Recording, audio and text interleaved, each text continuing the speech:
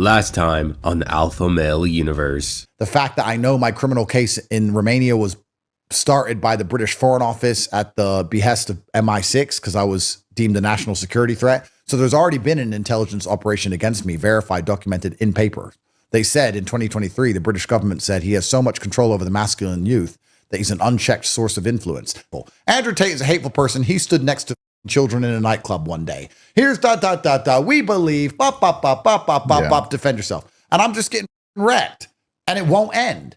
It's like, it's really quite remarkable. Welcome back to the Alpha Male Universe. Now, Bubba Army, be sure to report for duty and smash that like button because this AMU episode is gonna get wild. Now, recently, Bradley Martin and Andrew Tate had an interview. They sat down and decided to talk about a whole lot of different topics. The last episode that we recently covered about Andrew Tate went in depth about his Miami controversy and all of the fallout. Well, this one's gonna be talking about how this guy cannot stop coping over his loss to a TikToker. Yeah, I said that right. He got absolutely destroyed by a TikToker, and his relationship with Sneeko has started to become a thorn in his side as he is constantly getting blasted for now being the bottom G. Well, we're gonna get all into it, so let's get in the flow state together and get this show on the road. You know, there was this after your fight with Chase.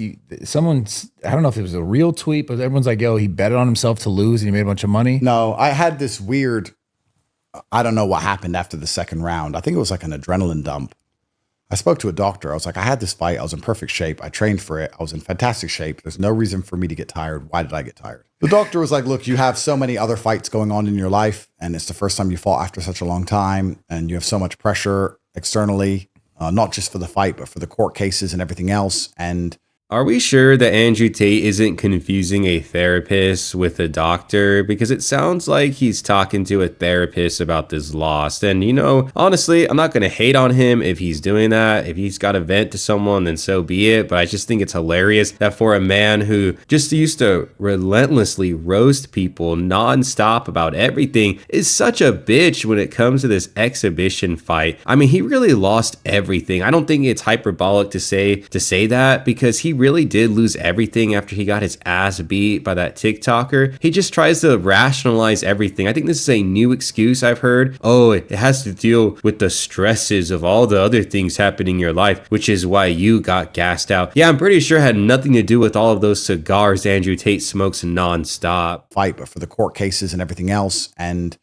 you just had an adrenaline dump and your nervous system, you know, you should have had a shorter fight or an easier fight for your first one back after 8 years. Yeah. And you just had an adrenaline dump. And sometimes when the adrenaline goes, your nervous system just doesn't fire the same and you couldn't fight. That's what the doctor told me. But Hold up. Did he try to claim that his doctor recommended that he shouldn't have taken that fight? That he should have had an easier fight? Didn't Andrew Tate hand select Chase Demore, or however you say his name? He really thought that shit was going to be sweet going into that ring because he was like, yeah, I'm going to be fighting a TikToker. And then he got his shit taken from him. So what is going on with this, man? Like, this is a new excuse. Now he's trying to say that he went against the recommendations of his doctor, that he is dealing with the stresses. Like, he literally chose to fight this guy. He hand selected him. Oh, and now, Chase was too good of a fighter. I shouldn't have fought him. He was on another level. What are we talking about? The cope is unreal. Couldn't fight. That's what the doctor told me. But I don't know. It was very weird. After the second round, I was saying to my coach, I don't know why I feel weird. I didn't feel tired, but I couldn't punch. It was really strange. Yeah. I don't know what it is. But he beat me fair and square, and I'm not here to make excuses for losing. No, I saw the post fight. He beat me. He didn't cheat. I don't know what happened. I don't know if my adrenaline was too high. I don't know if I was too hyped. I don't know what it was, but he beat me. So I'm just going to let him take the win. I'm not going to sit here and make excuses for it. It feels wrong to make excuses. I'm not an excuse making kind of guy. No, I saw the post fight thing. You know, yeah, but I wasn't myself. I mean, obviously I can fight 1,000 times better than that. Obviously I was in shape. Really weird experience. So I guess I have to get back in there to find out, or I need to accept that, you know, I had my time in the ring and I have other things to worry about now. And I'm 40 years old. And yeah. Do I need to go do this again? I don't need the money. But you didn't bet on yourself to lose. No, I didn't. No. Was that a fake tweet? I don't know who came up with that conclusion. I think someone came up with the conclusion because they saw the poly market odds. You know, the Tate Glazers probably just dropped to their knees in the middle of a Walmart screaming when they realized that was not true. When they found out that Andrew Tate did not bet on himself to lose to magically make like $88 million, somehow justifying getting his ass beat in front of the whole world. You know, I'm going to ask this question, and it's probably a brain dead question, but I just want to check myself if I'm possibly being biased. But is he making excuses? Because it sounds like he's making fucking excuses all throughout this video. Like, he'll say this, he'll say, oh, you know, I'll give my flowers to Chase for that loss that I took. He won that fair and square. I'm not going to make any excuses, but I wasn't good that night. There was something magically that happened. I don't know what happened. Like, that's an excuse. How is that not an excuse? It is just insane to watch a narcissist try to like justify all of his actions. This is just the funniest thing ever. And these Tate Glazers are taking a fat L. But I don't think Polymarket has the liquidity to bet 10 million and then get 88 million out. I don't think that's even real. Yeah. I don't think that's even a real thing. But look, I can't go to a nightclub without being an international incident. So losing a fight, I'm sure there's conspiracy theories around it, of course. But I was never fighting for the money in the first place. So I certainly wouldn't throw a fight for money. Yeah. I lost. I'll beat. Yeah. Fair. Is what it is. Would you ever fight again? Depends who, huh? It's not even that it depends who. It's that the worst thing about dedicating 10 or 15 years of your life to something like I did is that you don't want to accept that you can't do it anymore. Yeah. Bro, imagine you lost all your muscles.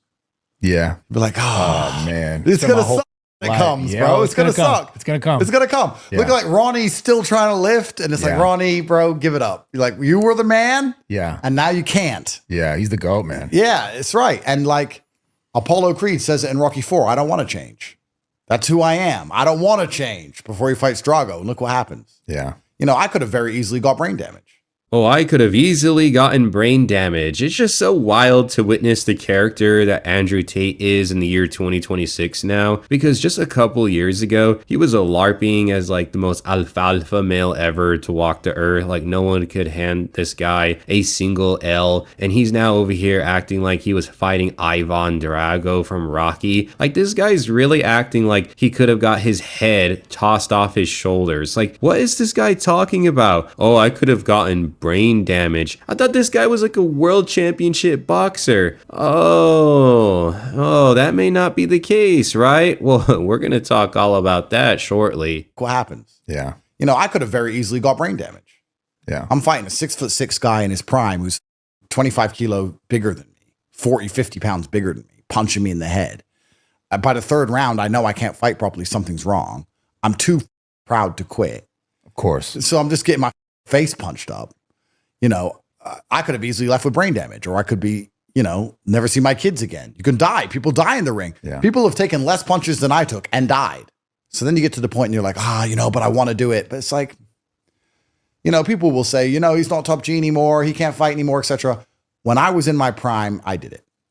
Yeah. So I get to live and sleep peacefully at night, knowing that when I was 20 something and I was in my prime, I used my youth. It is insane to witness Andrew Tate not take a shred of accountability for why he lost. Like he knew going into this fight that the TikToker was way bigger than him, okay? But he still took the fight. So if you take a loss, just be a real man about it. Like at the end of the day, no one can roast someone for going into the ring and losing. But the world can roast Andrew Tate because he went into the ring, he lost, and then whined like a bitch after. This guy wants to act like he's Boo Cow, that he was like some world championship boxer in his youth, and we're going to segue into that, but I wanted to finish by saying this. Doesn't Bradley Martin just come off as like the most passive interviewer of all time? I understand there's a type of etiquette someone has to follow when they're interviewing someone. Like no one wants to watch an interview where the interviewer is asking all these questions and is trying to just put in their 2 cents for everything, but Bradley Martin's just like, yeah. Oh yeah, I agree. Yeah. You get the point, right? You get the point. It just comes off as like a really lazy interviewer, as someone who's just like buddies with Andrew Tate. This whole thing is just total brain rot. But let's actually segue into the type of evidence I want to show as to why this world championship boxer is not everything he may try to be. Fighter on here that really stood out to me as something really truly odd. And his name is Miralim Ahmeti. And there's two very strange things about Miralim. First of all, if you go up to the top of his Tapology profile, you get this text. 0-13, son. Okay, that's not like the worst record I've ever seen. Okay, there's guys that have like 100 losses on pro boxers records. So I don't know why that made me giggle so much, but it's just 0-13. Like, god dang.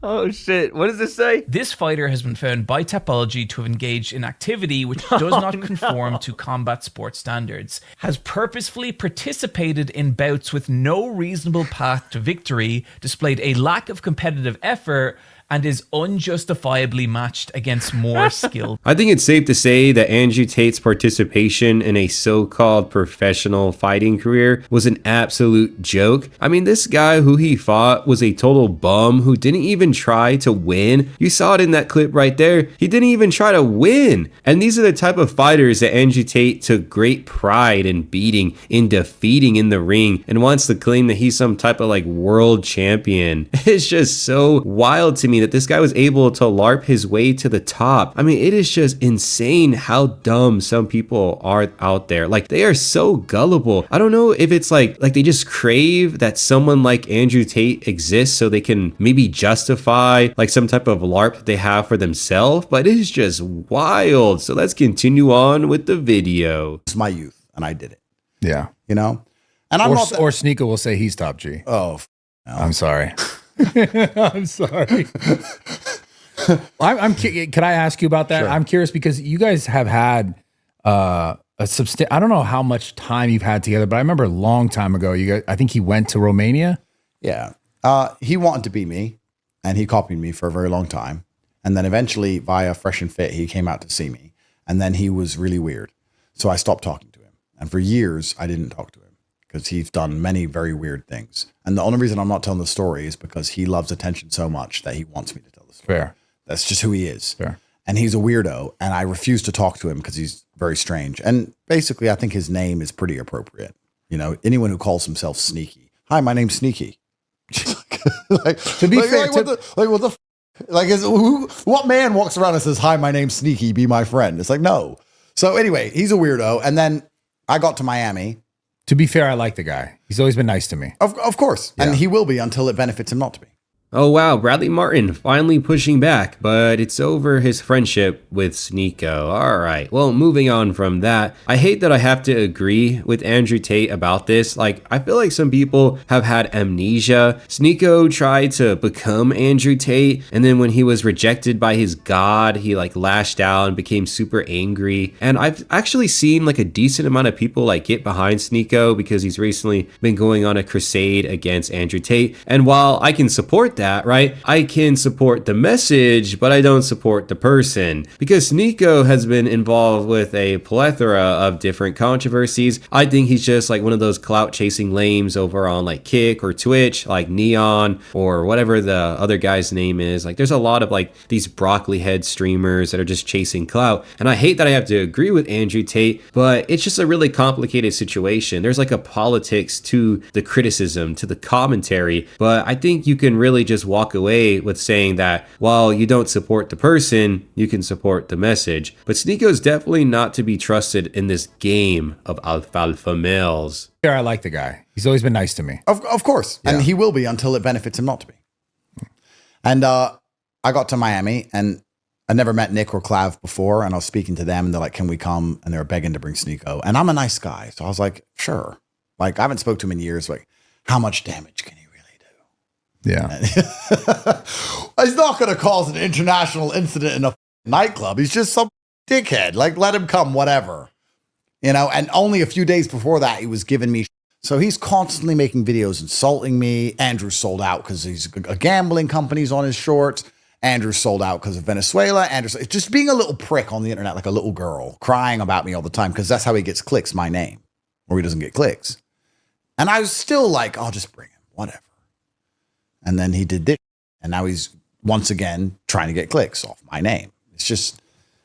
So when I did one of my first AMU episodes on Sneeko and Andrew Tate, I guess I'll just lump them together for this discussion. It was a really weird interaction between the two because Sneeko is very critical of Andrew Tate online, but when he was in person, talking in person with Andrew Tate, he did not keep that same energy. And that's something that I just cannot respect as a man. When someone talks a ton of shit online and they just act completely submissive, docile, in person. Like, if we don't like each other, then keep that same type of energy in person. It just makes you look like a bitch. And Sneeko definitely looks sneaky when he decided to just do a bunch of other shenanigans and not be in the presence of Andrew Tate and run his mouth a lot. I would have just had, a decent amount of more respect for Sneeko in this game of alpha males if he actually kept that same energy, but he didn't. And that's like the worst look I think a man could ever have. You have to maybe I'm from a different generation. Maybe I'm different. But let's say, you and I have done this podcast. We've done podcasts before. We've trained together. We kind of know each other. Let's say you did something that upset me. Because I once previously got along with you or liked you, I just don't talk shit. I just don't say anything. I just call you. Yeah, and be honest with you. In private. Yeah. But I'm not going to be the kind of guy who's like, yeah, I don't know. I see this all the time with Elon. Everyone's giving Elon a hard time because Elon says things people don't like. And everyone's constantly insulting him. And I'm like, guys, he bought Twitter for us. Just chill. Just at least say it nicely to him. Don't be like, you're solo to the Jews, you piece. I'm like, you're the only reason you even have an account is him. Yeah. I don't know. Though this new generation has no respect. It's just weird to me that you'll beg to see a guy, see him, cause a scene, and then be a prick about it afterwards. I'm just like, who are these kids? When the old people used to be like, these kids have no respect. It's kind of like that. These children are just retarded. If you say to these kids, hey, you can get views for this, I swear they'll chop their heads off. I swear. It's like out of control. Yeah. It's out control. And well, it goes back to kind of what we were talking. I find it wild that for someone who built his entire career off being shocking, he is like, I can't believe they're doing this shocking stuff. It's like you're trying to have your cake and eat it too. It's just like the weirdest thing ever. I feel like Sneeko lives rent free in this guy's head. While I have no respect for Sneeko for not keeping like that same type of energy with him in person, he totally lives rent free in his head. So I guess if you're Sneeko, then mission accomplished, because he is now just always crashing out about Sneeko and all of this like shock bait content. So hopefully you enjoyed this. If you're new to the channel, then consider subscribing to the Bubba Army, and we would love to have you here in the community. If you made it this far as well, then please be sure to smash that like button so the AMU keeps growing. I really appreciate everyone's engagement with the content, and I really just can't believe we have built such an awesome community together. I'll see you in a future video. Later.